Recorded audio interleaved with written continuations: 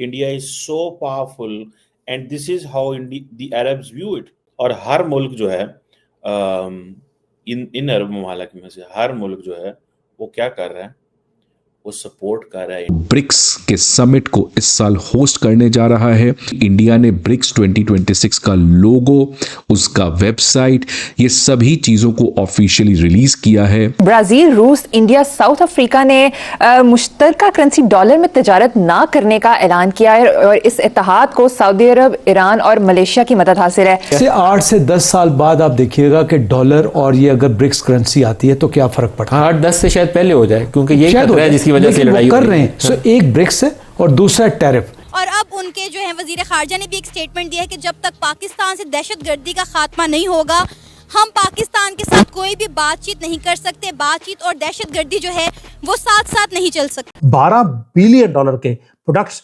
Flood कर गए हैं चाइनीज मार्केट के अंदर।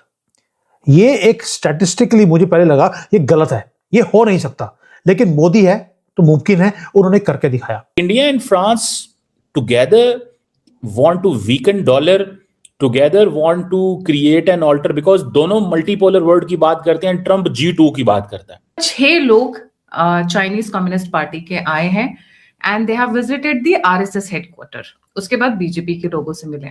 आज किसके साथ मुआवजा है?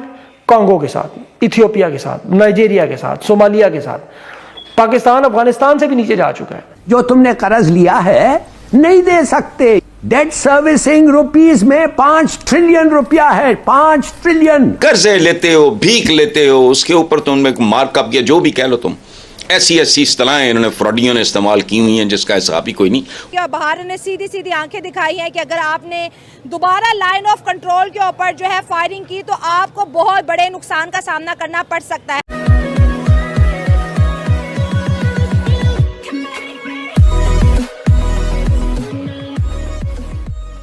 नमस्कार दोस्तों, अब देखिए ब्रिक्स में जितने भी कंट्रीज़ हैं, मतलब यहाँ पर हो गया ब्राज़ील, हो गया रशिया, हो गया इंडिया, हो गया चाइना, हो गया साउथ अफ्रीका, हो गया, लेकिन उसमें सबसे बड़ा खतरा जो अगर यूएस को कोई लगता है तो वो इंडिया ही है। देखिए ब्रिक्स कहता तो है कि भाई डी-डॉलराइजेशन करेंगे, मतलब ये सारी चीज़ें, लेकिन अगर मान लो कि और यूएस को ऐसा लगता भी है कि भाई हम इंडिया का इस्तेमाल करके हम चाइना को टैकल कर सकते हैं, लेकिन अगर दूसरी तरफ उनकी थिंकिंग देखो तो ये भी है कि इंडिया इतना बड़ा ना हो जाए कि भाई चाइना को तुम टैकल कर ले, फिर ऐसा ना हो कि भाई हम इंडिया को टैकल करने के लिए अलग से हमें जद्दोजहद करनी पड़े या फिर कहे कि हमें अलग से मेहनत करनी पड़े। तो यही सारी चीज़ें चल रही है कि भाई आखिरकार हमें इंडिया को कंट्रोल में रखते हुए फिर चाइना को गिराना है, और फिर ऐसा ना हो कि इंडिया इतना पावरफुल हो जाए कि हमें उसके लिए अलग से स्ट्रेटेजी बनानी पड़े। और उससे अलावा 2026 का अगर ब्रिक्स देखो तो ये भी इंडिया में है, और हम सबको पता है कि ब्रिक्स अमेरिका को बिल्कुल भी पसंद नहीं है, लेकिन वो उसमें कुछ कर नहीं सकता। इसी के साथ ही वीडियो शुरू करते हैं। और हाँ दोस्तों, सुपर थैंक्स के जरिए हमें मदद करना ना भूलें। ब्रिक्स आपको पता है कि मुतबादिल एनर्जी और वो जो मुतबादिल करेंसी बनाने की कोशिश कर रहे हैं, लोकल करेंसी में ट्रेड करने। एनडीबी बैंक भी बन गया जिसमें 50 बिलियन भी आ गए, और उस पर जो लोन है वो लोकल करेंसी में दिए जाएंगे। सो IMF और वर्ल्ड बैंक को भी काउंटर करने की कोशिश। फिर अगर आप ये देखते हैं कि सऊदी अरब, UAE, मलेशिया और ये सारे कंट्रीज आ जाते हैं तो 40% पॉपुलेशन ब्रिक्स में चली जाती, 20% ऑयल के रिजर्व पर से। मिडिल ईस्टर्न आएंगे नहीं ना, क्योंकि ऑयल ट्रेड जिस दिन डॉलर डिनोमिनेटेड छोड़ दे, लोकल करेंसीज में आ जाए, तो उस दिन तो डॉलर फायर हो गया। 8 से 10 साल बाद आप देखिएगा कि डॉलर और ये अगर ब्रिक्स करेंसी आती है तो क्या फर्क पड़ता है। 8-10 से शायद पहले हो जाए, क्योंकि यही खतरा है जिसकी वजह से लड़ाई कर रहे हैं। सो एक ब्रिक्स है और दूसरा टैरिफ। सो टैरिफ पे 25% तो इंडिया को कह दिया गया, और ये भी कहा गया कि anybody who calls for BRICS additional 10%। So India is definitely in a corner. जो ब्रिक्स है ना, मेरे ख्याल में ये ज़्यादा बड़ा थ्रेट बनेगा, और हमारे लिए इस वक्त बहुत एक अपॉर्चुनिटी भी है, चैलेंज भी। ब्रिक्स के लिए अगर चाइना, रशिया और इंडिया इकट्ठे हो जाते हैं तो हम थोड़ा सा लूज करते हैं। इंडिया जो है वो ब्रिक्स के समिट को इस साल होस्ट करने जा रहा है। कुछ दिन पहले ही India has officially taken over the BRICS presidency for 2026, और अब इसमें एक बड़ी डेवलपमेंट आ रही है कि इंडिया ने ब्रिक्स 2026 का लोगो, उसका वेबसाइट, ये सभी चीजों को ऑफिशियली रिलीज किया है। और EAM, External Affairs Minister Jaishankar, has summarized it that this chairmanship which India is going to have for BRICS, it will be purely dedicated to humanity first. अब ह्यूमैनिटी फर्स्ट मतलब क्या? Humanity के ऊपर danger Donald Trump या America से आ रहा है? क्या एस जयशंकर कहना चाह रहे हैं? And what does this logo denotes? इन तमाम चीजों के बारे में आज इस सेशन में हम लोग बात करने का काम करेंगे। तो पहले आप देख सकते हैं फ्रेंड्स, ये रहा लोगो ब्रिक्स इंडिया 2026 का। ये कमल है और लगता है कि बीजेपी ने कमल को ज्यादा ही सीरियस ले लिया है, बट एनीवेज ब्रिक्स का जो लोगो है इट इज अ लोटस और यहां पे लिखा गया है building for resilience, innovation, cooperation and sustainability. The first word used is resilience which clearly shows कि आज किस तरीके से वर्ल्ड की इकोनॉमी इतनी फ्रेजाइल हो चुकी है that anything can be happening at any point of time. अब फ्रेंड्स सिग्निफिकेंस क्या है? ये जो पूरा लोगो भारत की तरफ से लॉन्च किया गया है ब्रिक्स का, जिसमें एक लोटस बना हुआ है, इसमें बहुत सारे सिंबोलिज्म छुपे हुए हैं, बहुत सारा इसमें सिग्निफिकेंस छुपा हुआ है। ये आप इस चीज से समझें। ये सबसे पहली बात तो लोटस है और लोटस आपको पता है it is a perfect blend of traditionality with modernity. ये इंडिया के डीप कल्चरल रूट्स को बताता है और साथ ही साथ ये बताता है कि लोटस का किस तरीके का एबिलिटी है to rise and thrive despite challenges. कितने चैलेंजेस के बावजूद लोटस जो है वो अपने आप खिल जाता है। तो ये बताया जा रहा है कि आज वर्ल्ड में जिस तरीके से चैलेंजेस चल रहे हैं, just like Lotus fight those challenges, bounces it back. Similarly, the BRICS country has to fight these challenges and bounce it back. इसके अलावा अगर आप देखेंगे बीच में तो एक तरीके से नमस्ते का आप इमेज देख सकते हैं।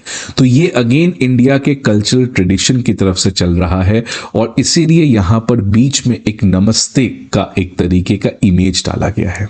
ये जो पेटल्स हैं आप देख सकते हैं, हर एक पेटल्स का कलर अलग अलग है। ये बेसिकली उन तमाम ब्रिक्स कंट्री हैं उनका ये कलर है। ब्रिक्स तो खतरा है अमेरिका के लिए, लेकिन फ्रांस के लिए तो खतरा नहीं है। तो इट मींस कि फ्रांस एंड इंडिया टुगेदर चाहते हैं कि डी डॉलराइजेशन हो, डॉलर कमजोर हो और फ्रांस अल्टरनेट ऐसे प्लेटफॉर्म को सपोर्ट करेगा, हवा देगा ताकि उसको कल को अमेरिकन भी कमजोर हों, क्योंकि अमेरिकन के कहने के बावजूद फ्रांस बार बार चाइना जाता है और वो समझते हैं कि हमें इनके साथ काम करने की जरूरत है। चाइनीज वो एक दफा ईयू प्रेसिडेंट को भी साथ लेके गया था, खुद भी गया अकेले, अभी रिसेंटली भी गया हुआ था। तो ये आप समझ रहे हैं कि India and France together want to weaken dollar, together want to create an alter, because दोनों मल्टीपोलर वर्ल्ड की बात करते हैं। ट्रंप G2 की बात करता है, वो कहता है जी दुनिया में ग्रेट 2 हैं, एक चाइना और एक हम है। ये G2 है, कोई G7 नहीं है, कोई ब्रिक्स नहीं है। और वो कहता है अकेले मैं ही तो सारे फैसले करता हूं, मतलब हर चीज तो मैंने अकेले ने कर लेनी है, इसमें किसी का तो रोल ही कोई नहीं है। गजा की जंग मैं बंद करा लूंगा, रशिया का मैं करा लूंगा, यूक्रेन का मैं करा लूंगा, साउथ अमेरिका मैं करा लूंगा। ये तो सारे हमारे ऊपर डिपेंडेंट है, ये तो हमें खा रहे हैं, ये तो हमसे फेवर्स ले रहे हैं। इंडियंस भी फेवर ले रहे हैं, यूरोपियंस भी फेवर ले रहे हैं और हमारे लिए कुछ नहीं कर रहा। तो आपको नहीं लगता India and France together are supporting multilateralism? वो G2 को सपोर्ट कर रहा है। इंडिया को इस बैन में नहीं डाला गया, लेकिन ये बैन 75 मुल्कों में पाकिस्तान को डाल के अमेरिका ने वाजे कर दिया है कि वो किन ममालिक को अपनी जो आगे दुनिया बायपोलैरिटी की तरफ जा रही है, तफसीलात में अलग लेके आऊंगा, बायपोलैरिटी की तरफ जा रही है, उसमें किसको इस खित्ते में, खास तौर के ऊपर हमारे खित्ते में 75 ममालिक में जिनका नाम नहीं है, अमेरिका उनको अपने अलायंस का हिस्सा समझता है। कितना रोला डाला हुआ था कि जनाब हम इंडियंस के साथ इनका मसला हो गया, ये हो गया, वो हो गया। उनको तो उन्होंने बैन नहीं लगाया, पाकिस्तान को लगा दिया है बैन, और आगे जाके कहते हैं कि निकाल भी दिया जाएगा बैन से, लेकिन वाजे कर दिया गया है और अमेरिकन फोर्सेस जो वहां से मूव कर दी हैं कि तुम्हारे ऊपर हम एतबार नहीं करते, तुम चाइनीज कैंप के अंदर अगर जाना चाहते हो तो जाओ, लेकिन हम तुम्हें निमड़ लेंगे। और तुम्हें निमड़ने के लिए जाहिर बात है कि इंडिया के साथ स्ट्रेटेजिक अलायंस इस वक्त जो इंडो पैसिफिक पार्टनरशिप है, जिसकी बड़ी चर्चा है, बड़ा रोला होता है, उसमें जो प्रैक्टिकल पार्टनर्स हैं वो सिर्फ इंडिया और अमेरिका है इस वक्त, जिन्होंने अपनी फौजें जो है अफवाज को कमिट किया हुआ है, और कोई भी नहीं है। और पाकिस्तानी जर्नैलों की मोहब्बत जो है वो तो वेस्टर्न कंट्रीज में है, बच्चे वेस्टर्न कंट्रीज में है, प्रॉपर्टी अलाइंड वेस्टर्न कंट्रीज से है, दुबई के अंदर भी वो भी इजराइल से वेस्टर्न कंट्रीज से अलाइंड है। ये कैसे डिसएंगेज करेंगे वेस्टर्न कंट्रीज के इन्फ्लुएंस से और चाइनीज कैंप पे जाएंगे? कहते हैं 40 जो है वो नए J-35 फाइटर हमें ऑफर किए गए हैं। J-35 फाइटर्स की कीमत तो आपके पास है नहीं, पल्ले नहीं तेला ते कर दी मेला मेला। तो जाहिर बात है पाकिस्तान अपनी स्ट्रेटेजिक इकोनॉमी, अपनी खुद मुख्तारी का सौदा करेगा तब वो जहाज मिलेंगे, और खुद मुख्तारी का सौदा करके क्या वेस्ट से डिसएंगेज कर सकेगा? हनी ट्रैप दुबई के अंदर जो हुए हुए, क्या ये वहां से बच सकेंगे? ये $1 मिलियन क्वेश्चन है जिसका कोई जवाब नहीं दे रहा। और पाकिस्तान के ऊपर जो वीजा बैन लगा है उसके बाद डिक्टेटर का पेशाब आके कहता है कि जनाब हमारा वीजा जो है ऊपर चला गया। इतनी बेशर्मी से झूठ बोला जा रहा है। रजा रोमी साहब जैसे लोग भी जो है और इस तरह के जितने भी इनके लोग हैं सारे के सारे वो आके लिख रहे हैं, और इतनी बेशर्मी से झूठ बोला जा रहा है कि हुसैन हक्कानी साहब को आके बोलना पड़ गया कि यार इतना तो खुलेआम झूठ मत बोलो जालिमो। पासपोर्ट असल में तो मजीद नीचे पाकिस्तान का गिरा है, वीजा बैन तुम्हारे ऊपर लग गया है। पिछले साल 33 मुल्कों के वीजे फ्री थे, इस दफा 31 मुल्कों के वीजे फ्री हैं। बार कोड़े पड़ने की जो तैयारी है वो हो गई है। अब इस लाल टोपी का जो तशरीफ है उसको लाल करने वाले हैं। ये समझ ही आएगा कि टोपी पिछवाड़े में है कि सिर के ऊपर है। इंडिया इतना बड़ा मुल्क है, इतने अच्छे लोग हैं इंडिया के।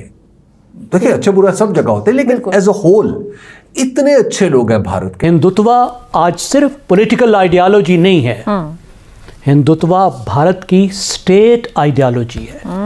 हिंदू बड़े अच्छे हैं, सब बहुत पाकिस्तान के अंदर इतने हिंदू रहते हैं, इसमें कौन सी परेशानी है? हम सब को एग्जिस्ट करते हैं, इकट्ठे रहते हैं। चाइनीज पाकिस्तान के साथ नहीं खड़े होंगे, ईरान पाकिस्तान की मदद नहीं करेगा, पाकिस्तान के लिए एक नई बैटल आ जाएगी, नई जंग शुरू हो जाएगी। उनके मजहब, उनकी संस्कृत सिविलाइजेशन तरक्की करते रही और उसके साथ साथ तो वो पर्सनल उनको ले गए, अपने घर ले गए, वहां पर उन्होंने एक साथ वक्त गुजारा। और शर्म करें मुसलमान पाकिस्तान के हुक्मरान। भारत की 1000 साल तारीख, जो भारत की 5000 साल तारीख का एक शानदार चैप्टर है।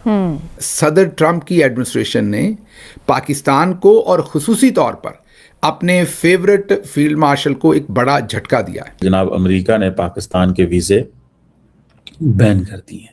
यार हमने तो कोई कसर नहीं छोड़ी। ट्रंप के फैमिली के साथ हम मुआहदे कर रहे हैं क्रिप्टो के, भाई उसके अपने रिश्तेदारों की कंपनियां हैं, उसके बच्चों की कंपनियां हैं। अब पाकिस्तानियों के वीज़ा प्रोसेसिंग जो है वो बैन हो गई है। पाकिस्तानी अब सामने वो तस्वीर रखें जिसमें तश्तरी में सजाकर मिनरल्स हमारे फील्ड मार्शल साहब खड़े हैं। क्या ट्रंप की तो अनबन चल रही है मोदी के साथ, लेकिन वीजा की पाबंदियों में कहीं भी इंडिया का जिक्र नहीं है। जब हमसे हमारा एक बाजू टूटकर अलग हो गया और बांग्लादेश बन गया।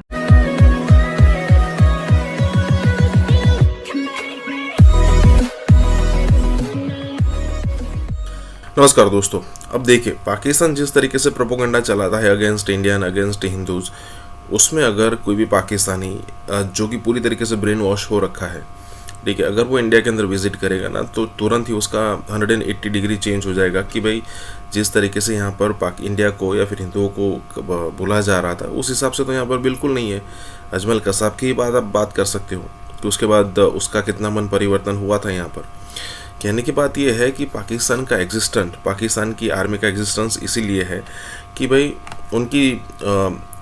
उनको जब इंडिया हेट्रेड या फिर हिंदूज हेट्रेड करके प्रोपोगंडा चलाना होता है तभी उनका एग्जिस्टेंस बना रह सकता है। अगर मान लीजिए कि फिर वो बात करने लगे अमन के आशा की या फिर कहे कि इंडिया कैसे रिलेशन बेटर करने की, तो फिर तो क्या होगा, फिर पाकिस्तानी जनता पूछेगी कि भाई ठीक है अब आपने सुलह कर ली है तो फिर इतना बड़ा बजट, इतनी बड़ी आर्मी रखने की ज़रूरत क्या है।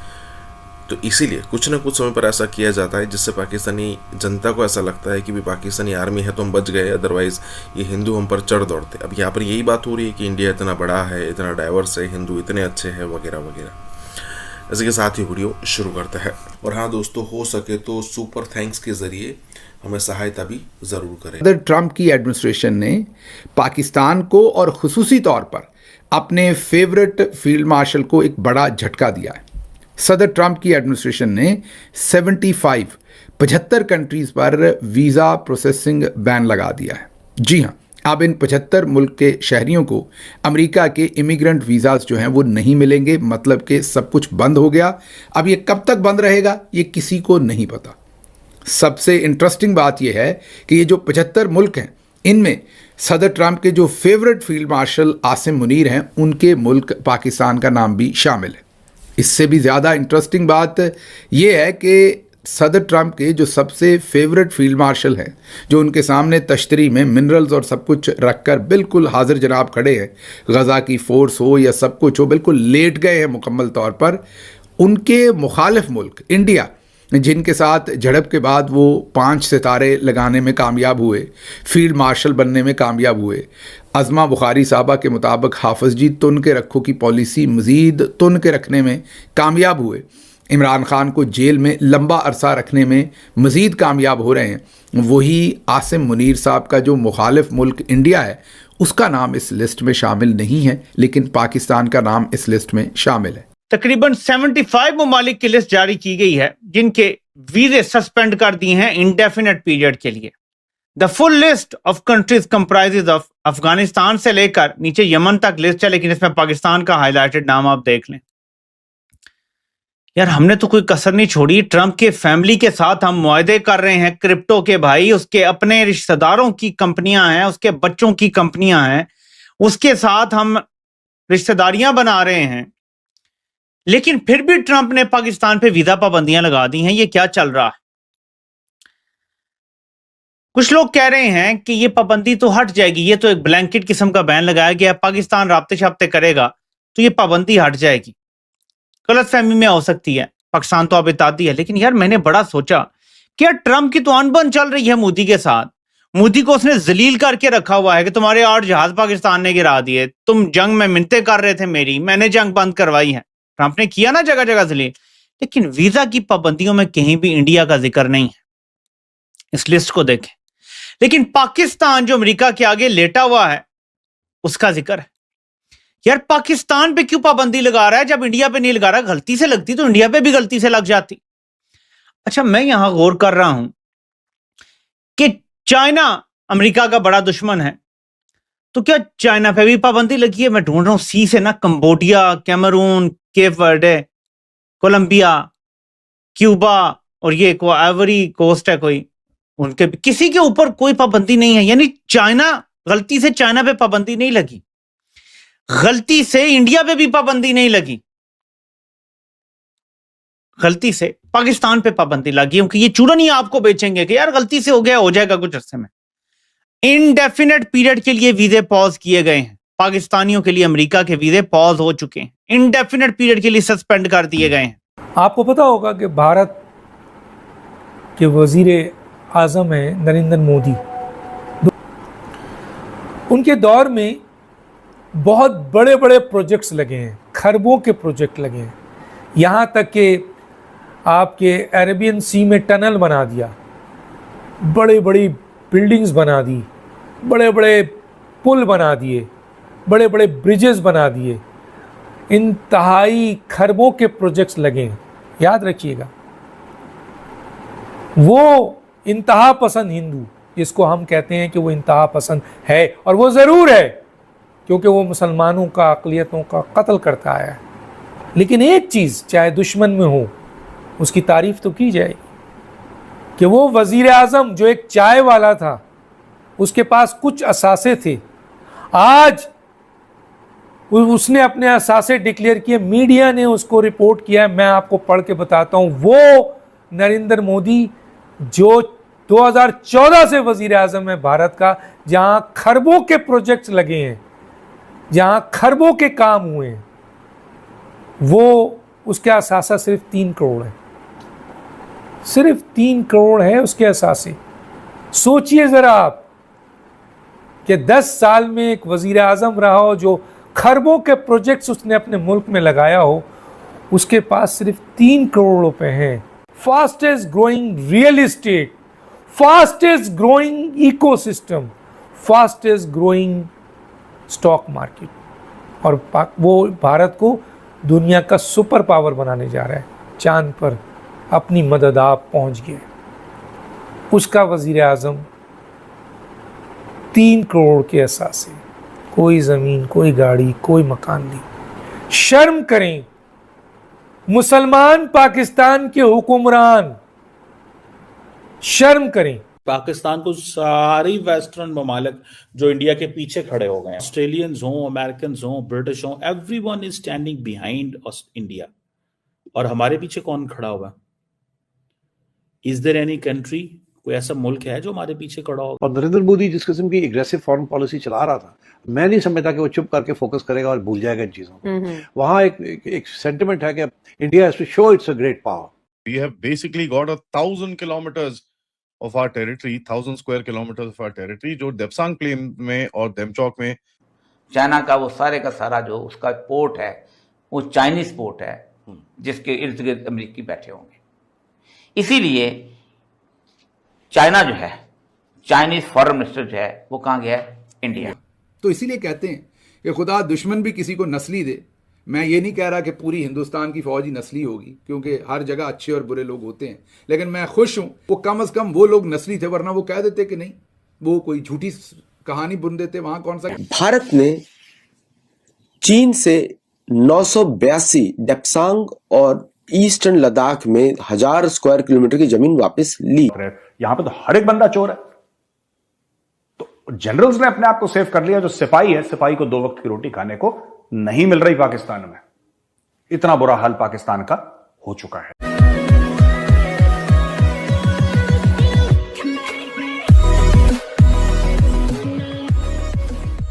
नमस्कार दोस्तों, अब यहाँ पर नज़म सेठी ये कहते हुए नज़र आ रहा है कि भाई मोदी खुद को चुप करके नहीं बिठाएगा, या फिर कि भारत चुप करके नहीं बैठेगा, और वो चाहे पीएम मोदी हो या फिर भारत की जनता वो खुद को सुपर पावर मानती है। भाई क्यों ना माने? हम जो है वो दुनिया की 4th लार्जेस्ट इकोनॉमी बन चुके हैं। 1.5 बिलियन की पॉपुलेशन है। कई सारी फील्ड है जिसमें हमारी मोनोपोली है, जिसमें अगर आप काउंट करो तो आईटी सेक्टर हो गया, फार्मा इंडस्ट्री हो गई, मूवी इंडस्ट्री हो गई, और ये चीज़ें रैपिडली ग्रो कर ही रही है। ऊपर से अगर आप ग्रोथ रेट देखो इंडिया का तो 8% के ऊपर मेंटेन रहता है। जब इस चीज़ की बात हो तो भाई प्राउड करने वाली बात है, और प्राउड क्यों ना करें। यहाँ पर बात हो रही, मतलब देखिए, अगर बीच में अगर मान लीजिए पाकिस्तान आता है तो वो भी पेला जाएगा, और पाकिस्तान को डर यही है कि भाई ऐसा ना हो कि ये सारी चीज़ में, क्योंकि ये है, पहले ऐसा नहीं हुआ करता था मनमोहन सिंह के समय पर, लेकिन मोदी के समय में ऐसा है कि कई सारी चीज़ें हो जाती है जो पाकिस्तान ने एक्सपेक्ट भी नहीं की होती। इसी के साथ ये वीडियो शुरू करते हैं। और हाँ दोस्तों, सुपर थैंक्स के जरिए हमें मदद करना ना भूलें। बांग्लादेश धमकियां दे रहा है कि जी इंडिया को धमकियां दे रहा है कि आपके 7 सिस्टर्स को हम ये कर देंगे, वो कर देंगे। तो आई थिंक इंडिया कुछ ना कुछ करेगा वहां। जैसे इंडिया ने पाकिस्तान के खिलाफ कार्रवाई की, इंडिया बांग्लादेश के खिलाफ भी उस एरिया में कुछ ना कुछ करेगा। और नरेंद्र मोदी जिस किस्म की एग्रेसिव फॉरेन पॉलिसी चला रहा था, मैं नहीं समझता कि वो चुप करके फोकस करेगा और भूल जाएगा इन चीजों को। वहां एक सेंटिमेंट है कि India has to show its a great power. कल लेफ्टिनेंट जनरल हितेश भल्ला का इंटरव्यू आया। उस इंटरव्यू के अंदर कुछ चीजें बोली गई जिससे पता चला कि भाई साहब, we have basically got 1,000 kilometres of our territory, 1,000 square kilometres of our territory, जो देपसांग प्लेन में और देमचौक में, let me just say this very very clearly, 2012 से मिसिंग है। फॉर दोज पीपल जो आज रो रहे हैं और रोते रहते हैं सारा टाइम, स्पेशली कुछ लोग जो पॉलिटिकली मोटिवेटेड हैं, चाइना के सामने झुकने वाले, आज वो हमको अमेरिका और चाइना के बारे में फॉरेन पॉलिसी सिखाते हैं। बट इन एनी केस, जो एक टेरिटरी आपके पास आपके कहीं पे भी पेट्रोलिंग राइट्स में नहीं थी, वो 2024 अक्टूबर 21 तारीख को आपके पास वापस दे दी गई है। And as a matter of fact ये पता चल रहा है कि full patrolling rights have been given to both the countries, जो एक नॉर्म रहा है। होता ये है कि भाई चाइना का जहां तक क्लेम लाइन है वहां तक चाइना पेट्रोल करता है, और जहां तक आपकी क्लेम लाइन है आप जाके वहां तक पेट्रोल करते हो। भारत ने चीन से 982 डेप्सांग और ईस्टर्न लद्दाख में 1000 स्क्वायर किलोमीटर की जमीन वापस ली 1962 में। एक्चुअली पूरा तिब्बत भारत का है। हेनरी मैकमोहन लाइन इलीगल है। वो इलीगल किस लिए है? अगर सपोज मानते हैं, चाइना नहीं मानता, हम मानते हैं, तो हमने अपने हाथ पे बेड़ियां लगाई हुई है। अगर चाइना नहीं मानता, हम लोगों को भी नहीं माननी चाहिए। भाई तुम नहीं मानते तो हम क्यों माने? मतलब एक साइड आप नहीं मान रहे हो, हमारी साइड ही मान रहे हैं, मतलब बेड़ियां तो हमने अपने ऊपर लगाई हैं, दूसरों के ऊपर नहीं लगाई हैं। तो भारतीय सेना का अधिकार पूरे चीन और शिनजियांग प्रोविंस पर है। पूरा नॉर्थ तक, अगर हम लासा से या फिर थोड़ा सा उसके और पूर्व में जाएं, म्यांमार के बॉर्डर के पॉइंट से लेके सीधा लाइन खींचे मंगोलिया तक, वो भारत का हिस्सा है। इसको मान के चलना चाहिए। तो 1000 किलोमीटर छीनी है तो बहुत शुभकामनाएं और भारतीय सरकार को, क्योंकि ये सिर्फ मिलिट्री मूवमेंट नहीं था, ये डिप्लोमेटिक मूवमेंट भी था। कन्विंस किया उनके ऑफिशियल्स को, इस तरह उन्होंने अचीव किया। तो भारत की जो सीमाएं हैं वो तिब्बत से मिलती हैं, और तिब्बत तो प्राचीन काल से भारत का ही क्षेत्र रहा है। चाइना का वो सारे का सारा जो उसका पोर्ट है वो चाइनीज पोर्ट है, जिसके इर्द गिर्द अमेरिकी बैठे होंगे। इसीलिए चाइना जो है, चाइनीज फॉरेन मिनिस्टर जो है वो कहाँ गया है? इंडिया। सर मेरा सवाल यहाँ पे ये है, can India take the advantage of this situation? जी मैं बताऊँ ना, हम पता क्या कह रहे हैं, हम दोनों को राजी रख सकते हैं, अमेरिका को भी और चाइना को भी। चाइना को भी। अब मुझे ये बताइए कि क्या यहाँ पर चाइनीज कंपनीज नहीं आ सकती थी? बिल्कुल आ सकती हैं। क्या हम कितने सालों से कह रहे हैं कि ये हम समुद्र से गहरी और हिमालय से ऊंची दोस्ती है। हाँ जी, क्या चाइनीज को ऑयल एक्सप्लोरेशन नहीं आती? नहीं, बिल्कुल आती। क्या ये पोर्ट जो है चाइनीज ने नहीं बना के दी? क्या आप मुझे बताइए, 12 साल का गवादर का पूरा प्रोजेक्ट आपने चाइनीज का तबाह कर दिया। यहाँ तक कि वहां अपने बिजली तक जो उन्होंने प्लांट लगाया था वो भी नहीं आने दिया। इसके अंदर कोऑर्डिनेटेड पेट्रोल्स करी जाती हैं और कहीं ना कहीं अनहिंडर्ड मूवमेंट की तरफ बोला जाता है कि we will not fight with each other जब हम ये चीजें कर रहे हैं। तो होता क्या है कि जब वो आ रहे होते हैं हमारे पीछे हट जाते हैं, और जब हम जा रहे होते हैं वो पीछे हट जाते हैं, बिकॉज वी नो दैट ये कोई क्लैश नहीं होना चाहिए। टोटल एरिया 982 स्क्वायर किलोमीटर्स जो आपका देपसांग के अंदर और देमचौक के अंदर 56 स्क्वायर किलोमीटर्स। लोग इसको 2020 बोलते हैं, लेकिन people need to read history to realise कि साहब ये 2012 से गायब है। ओ जी ग्रेजिंग ग्राउंड चले गया, ये चले गया, वो चले गया, it's all a farce. Grazing ground के अंदर there is no loss, as a matter of fact वो पूरा चीज अब रिस्टोर कर चुके हैं। चटगांग के अंदर, कंजुक के अंदर, ककचुन के अंदर, उसके बाद देमचौक के अंदर ये चीजें पूरी तरह से रिस्टोर हो चुकी हैं। एंड देखिए उसके बाद भी एक चीज हमको याद करना चाहिए कि चाइना के साथ आपका dealing obviously is not going to be without escalation. So ये एक पॉइंट है। उसके बाद देखिए आपने इन्होंने किया क्या, अरुणाचल प्रदेश को चाइनीज टेरिटरी, एक्साई चिन को चाइनीज टेरिटरी, एक मैप शैप निकाल दिया, ठीक है। उसका जवाब एमईए की तरफ से गया। जयशंकर जी ने एनडीटीवी के एक इंटरव्यू में बोला कि यार इनकी पुरानी गंदी आदत है और ये मैप बनाने से कोई टेरिटरी तुम्हारी अपनी नहीं हो जाएगी, so we reject this nonsense, it doesn't really make a damn of a difference. Military के ऊपर वो कहीं ना कहीं डी एस्केलेशन चाह रहा है, पेपर के ऊपर वो कहीं ना कहीं एस्केलेशन चाह रहा है। इसके साथ साथ पॉलिटिकल बैक चैनल हो गया। कल सीसीपी की एक डेलीगेशन आई जो बीजेपी और आरएसएस से मिली, ठीक है, उनके हेडक्वार्टर्स में गए, वहां पर अच्छे से चाय कॉफी हुई, मिले। ये क्या है? You know, lot of people are looking around and saying यार ये हो क्या रहा है, what is happening here? This is basically each other. जो दो बड़ी बड़ी पॉलिटिकल पार्टीज है, BJP is one of the largest political parties in the world, so is the Communist Party of China. दोनों एक दूसरे को जरा थोड़ा सा they are trying to analyse each other कि कहां पर बैठते हैं दोनों, and you know it is very important for both of them to kind of understand this. हुआ क्या है कि because of the you know the prevailing situation जो दोनों कंट्रीज के बीच में है, और ऊपर से उसके बाद अमेरिकन जो पूरी गेम्स चलती हैं, जैसे आपने देखा कि भाई जो अमेरिका की जो एक रिपोर्ट आई थी पेंटागन की तरफ से, उसके अंदर उसकी सिक्योरिटी सिचुएशन जो जो पैसिफिक रीजन के अंदर जहां चाइना पूरी तरह से क्रीप इन करके वहां पर तो आइलैंड्स पे आइलैंड लिए जा रहा है, उसके बारे में कोई मेंशन नहीं था। इस तरह लेके यही वजह है कि आज की मैं अखबार ये पढ़ रहा था जिसमें उन्होंने कहा है कि CPEC debt relief no free pass. तो आपकी जो एक इस वक्त एक तो डेट के अंदर, क्योंकि आपका तकरीबन $48 बिलियन जो है वो चाइनीज का आपका कर्जा है इसका। अब ये वो कहता ये है कि इंडियन फॉरेन मिनिस्टर उसने कहा है he is also scheduled to meet Indian national security adviser Ajit Doval. इसका क्या काम है? इसका काम ये है कि उन्होंने एक जॉइंट पेट्रोलिंग शुरू करनी है। कहाँ पे? लद्दाख के इलाके में और सिलगी कॉरिडोर में। India and China had agreed on the patrolling agreements to de-escalate tensions. इसका मतलब है कि वो बॉर्डर तो इंडिया का हो गया सेफ। अब इनके साथ कौन से मिल जाएंगे आप में? इंडिया, चाइना और रशिया। ट्रंप एक और गेम चल रहा है। वो क्या? कि पाकिस्तान मिल जाए मेरे साथ। अमेरिका की ज़रूरत हमें इसलिए है कि जब हम अमेरिका के साथ होते हैं तो फिर हमारे दुश्मन को मारने में हमारी मदद करता है। ये किसने कहा? हमेशा से की। हमारा दुश्मन इनसाइड, मुल्क के अंदर। अच्छा, अब जो हम जी, हमारी ये ख्वाहिश अमेरिका में इसलिए है कि अमेरिका हमें किसी न किसी तौर पर इमरान खान को अंदर रखने में हमारी मदद करेगा।